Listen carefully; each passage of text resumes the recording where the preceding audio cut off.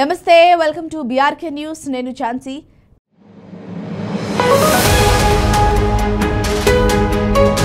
Test క్రికెట్లో ఎర్రబంతి ఎందుకు వాడతారో తెలుసా? మొదటి నుంచి క్రికెట్లో రెడ్ బాల్ ని ఉపయోగిస్తున్నారు. దీన్ని కార్క్ లెదర్ ముక్కలు తాడుతో తయారు చేస్తారు.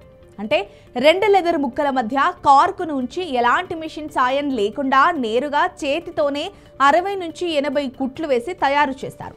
బాల్ రౌండ్ షేప్ రావడానికి మాత్రం మెషిన్ను వాడతారు. అనంతరం మైనం పొర పూసి పాలిష్ చేసి మెరిసేలా చేస్తారు.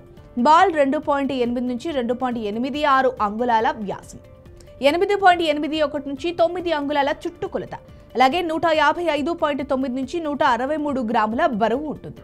అయితే వన్డే T20లు వచ్చాక వైట్ బాల్ వాడకం స్టార్ట్ చేశారు. ఎందుకంటే రాత్రి వేళ లైట్ వెలుగుల్లో వైట్ బాల్ బాగా కనిపిస్తుంది, కానీ త్వరగా పాడవుతుంది. కానీ రెడ్ బాల్ అలా కాదు.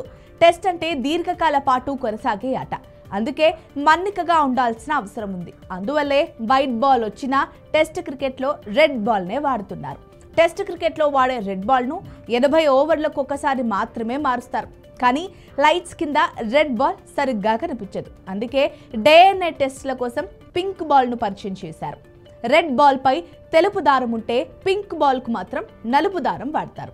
పింక్ బాల్ డ్యూమ్ అంటే మంచు వచ్చిన గ్రిప్ కోల్పోకుండా ఉంటుంది.